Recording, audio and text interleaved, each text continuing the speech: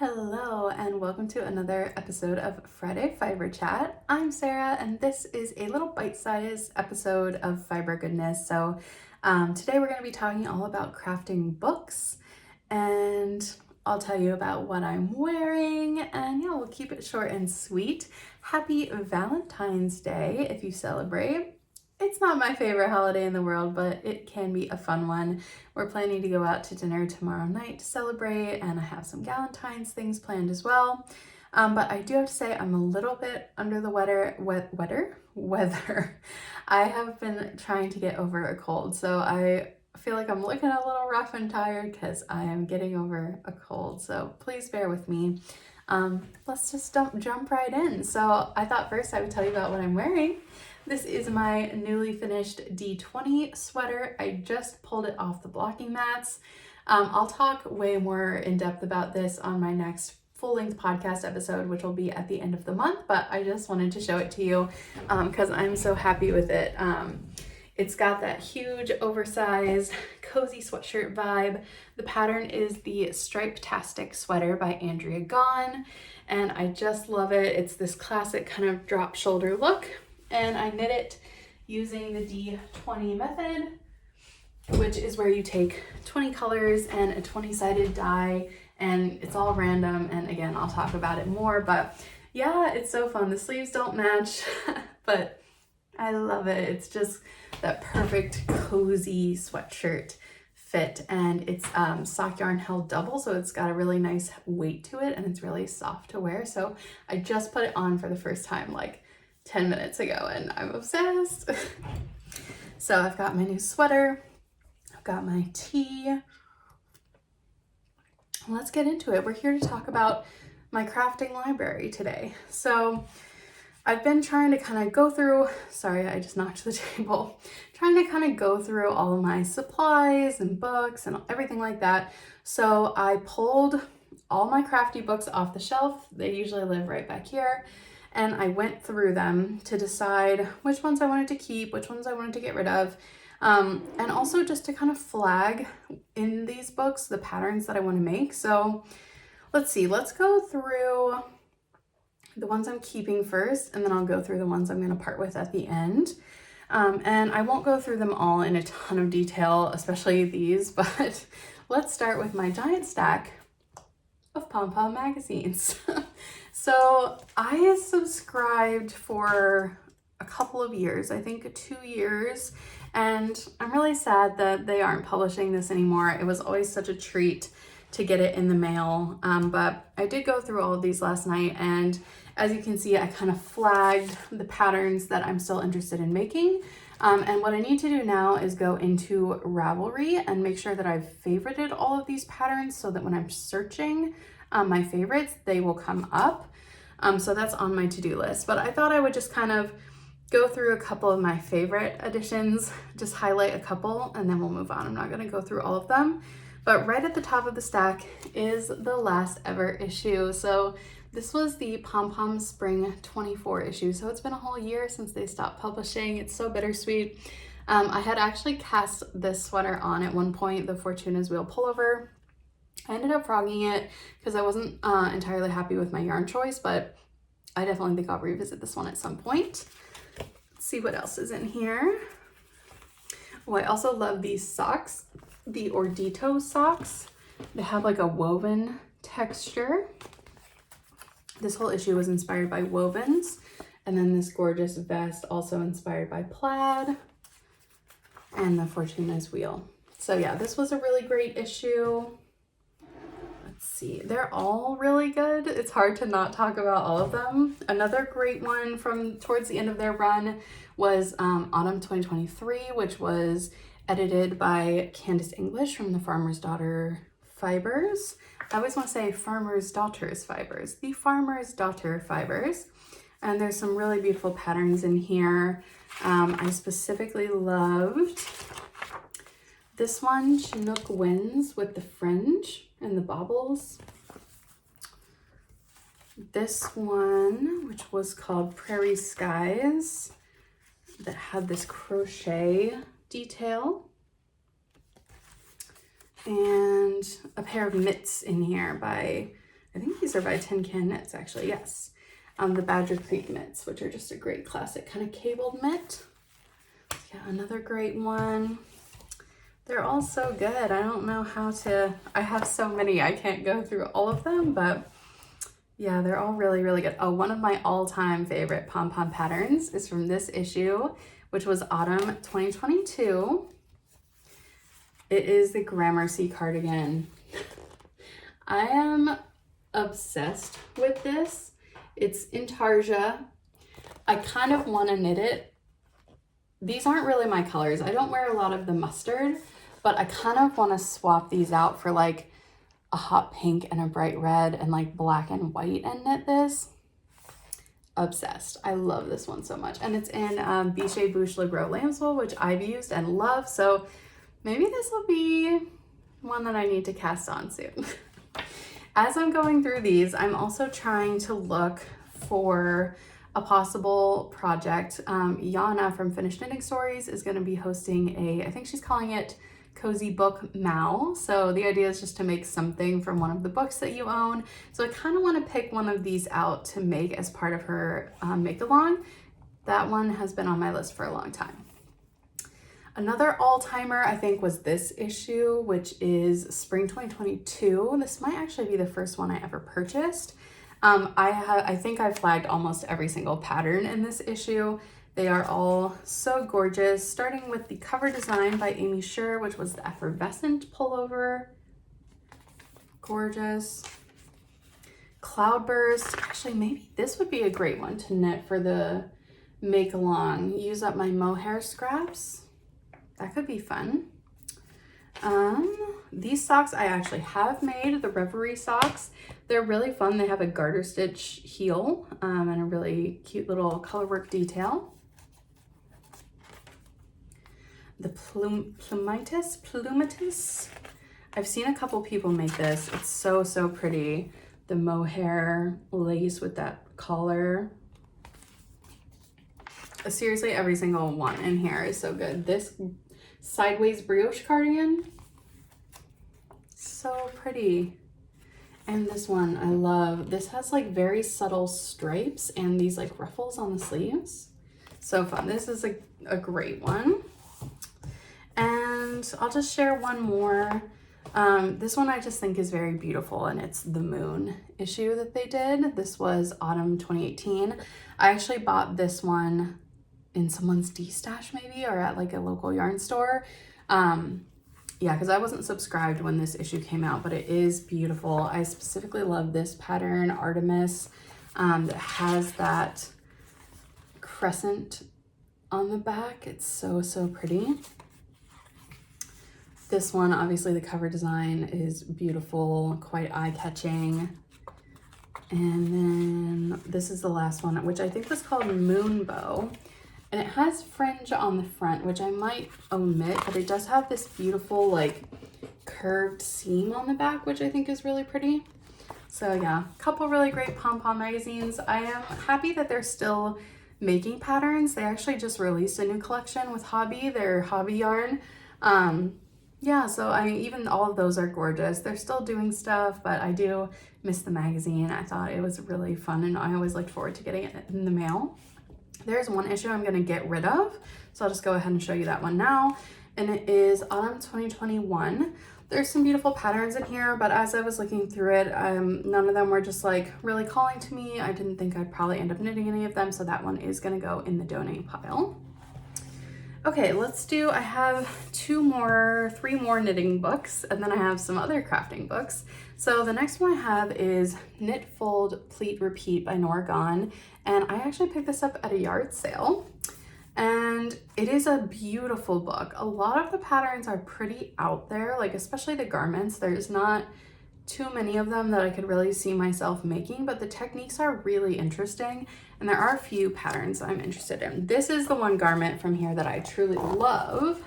It is this jacket. It is brioche, super soft and drapey. I love that collar. I love how swingy it is, and it's pretty much just a big rectangle. There's a better detail of that collar. I would love to knit this one at some point. It's really, really nice. What else? This I definitely want to knit. It is DK weight yarn. It is this gorgeous pillow cover with these little like bow kind of pleats. I love this one. I can definitely see myself knitting that one. And the last one I flagged was actually another garment. This one called Ruche. And I mostly just love the sleeves on this one. They're super cool and interesting. I love a big sleeve. Look how fun those are, all gathered up. So yeah, I could see myself knitting that one as well. What's the yarn for that one? Brooklyn Tweed Dapple. I actually have some yarn stashed that I could possibly use for that. So that's an interesting one.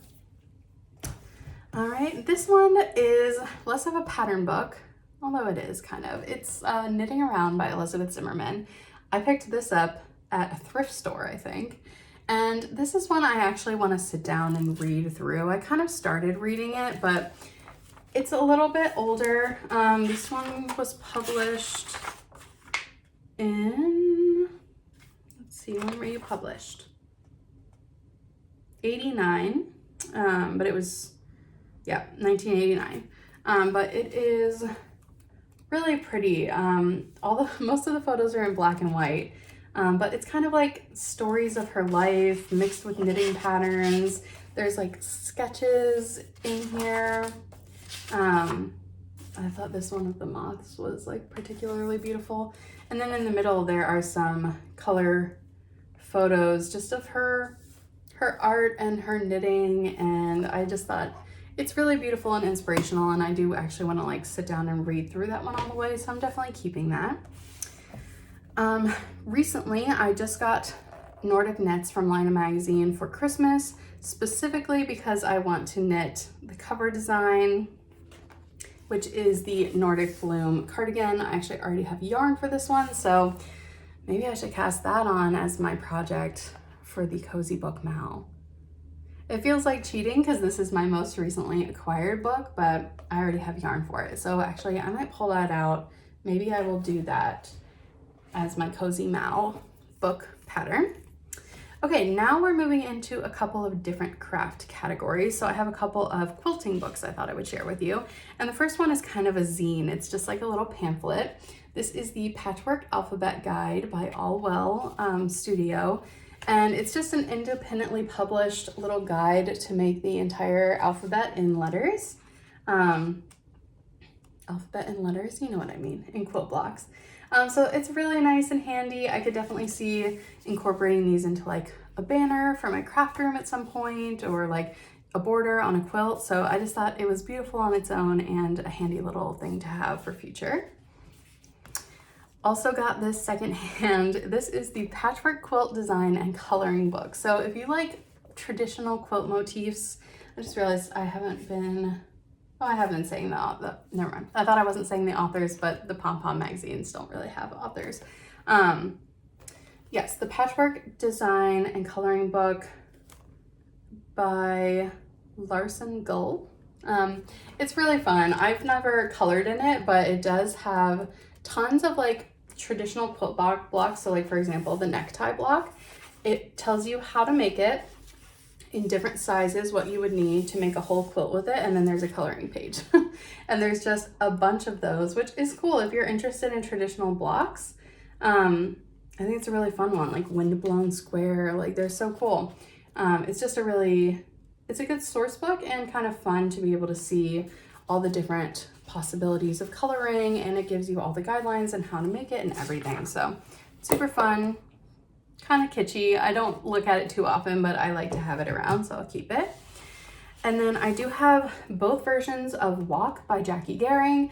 This is a great resource if you want to do your own quilting at home. She used the walking foot, but I have learned so much from these books, especially like when I've done some more complicated motifs at home. I think they're a great resource. I'd really recommend them for anyone that wants to do interesting and like precise quilting at home. Can't recommend those enough. This, onto a different craft, is Print, Pattern, and Sew by Jen Hewitt. I got this one at Half Price Books. I love this book. I do occasionally love to do a little printmaking with like rubber blocks. specifically for like Christmas tags. I kind of like to do that every year, but I really aspire to print my own fabric and make like project bags or clothes or whatever it may be. This book tells you how to do it all. She gives you step-by-step guides on everything you would need to like print, make your own stamp, print your own fabric, and sew your own project. Like, it's a really great resource. And if you are scared about having to come up with your own design, she even gives you a bunch of designs in the back of the book that you can use so you don't have to. So love this one, highly recommend if you're interested in printmaking. And lastly, another yard sale find is Mystical Stitches by Christy Johnson. This is a beautiful book about embroidery. I love this. Look at this detail. The front cover, the right side of the embroidery, the inside is the back of that same embroidery. Isn't that just like a beautiful little detail? I love this book. I'm really excited to dive more into it. I bought this specifically because I want to do some embroidery on the outfit I'm making for the Renaissance Festival for this year. It's just a beautiful book. She goes really into a lot of symbolism, like here's what all the different planets symbolize, here's what different like plants and animals symbolize, like birds and flora and fauna and whatever, and like how to create meaningful embroideries. Like the tagline of the book is embroidery for personal empowerment and magical embellishment. So I think that's really cool to be able to like tell your own story through your creative work. And again, she has a lot of the art in here for you to be able to follow. So if you don't want to come up with it yourself, you don't have to. So yeah, those are all the ones that I'm keeping back here. What's on the shelf still? This big book is my pattern making workbook from college, from fashion design school, how to like draft your own patterns. That's a hefty textbook, and just like my sewing machine manuals. Okay, so now I'll just quickly run through the rest of the books that I'm gonna part ways with. So we have the Pom Pom magazine. This issue of Sandus Garden Men, or Mr., whatever they call it, I initially bought this along with yarn to make a sweater for Troy, and it was a total disaster, and therefore I have a very bitter taste about these patterns, so I will be parting ways with that. Another one I think I might have gotten at Half Price Books was Shawls, Wraps, and Scarves by Louisa Harding. This is a beautiful book. There's a lot of really pretty patterns in here. I just don't tend to make a ton of really like lacy, delicate shawls, so I'm gonna part ways with this one. I have a bunch of old issues of Vogue Knitting that I picked up at Half Price Books for like 50 cents. And they're really fun to look at, and there actually were quite a few patterns in them I was interested in, but when I was going through them last night, I realized none of the patterns are size inclusive. They only go up to like a 40-inch bust. So that's gonna be a no for me. These are gonna be going. Another secondhand find, this funny older book about the craft of spinning, of hand spinning. I think it's a really pretty book. Let me see when this one was published. 1980. It looks older than that. That's not even that old. Although, gosh, that's 45 years ago, I guess. Wow. Anyway, I bought this because I thought it was very pretty and aesthetic and giving like, I mean, look at that. It's giving farm life vibes, which I'm into, but I just don't think I'm actually gonna read it. So I'm gonna go ahead and donate that. And then there's one that I'm like on the fence about. I put it in the donate, or you know, the donate pile or like the rehome pile, but now I kind of want to keep it. It is Modern Rug Hooking by Rose Perlman. I think I got this at Half Price Books as well. I aspire to be a punch needle rug hooking girly, but I have never actually tried it. Okay, I might end up keeping this one just because I do want to try this eventually, and there are some really beautiful patterns in here. Okay, I'm changing my mind. In the moment, I'm trying to find one of the projects to show you. I love the idea of making my own rug. I think that's like a very romantic idea. I don't know why, but there's like this gorgeous bag. I don't know, all of the projects are really beautiful. Where is the rug? The cushion is very cute. So I know there would be a lot of like tools and upfront investment involved in this. There's the rug. But I love her aesthetic and her design style. So, okay, I changed my mind. I'm going to keep that one. So that's it. Uh-oh, I've gone a little over 20 minutes today, but I'm going to go ahead and wrap it up here. I hope you enjoyed my little crafting library tour. I would be eager to hear if you have any of these books too, what you think of them, or, you know, like what your favorite crafting book is. I do think I might cast on that Nordic Bloom cardigan as part of the Cozy Book Mal. But I do also want to make that one from the Pom Pom magazine eventually. So with that, I'm gonna wrap it up before I start coughing again. Thank you all for watching. If you enjoy these little videos, please like and subscribe. Please leave me a comment. I love to chat with you all in the comments. And until next week, I hope you get lots of crafting time in, and I will see you then. Bye.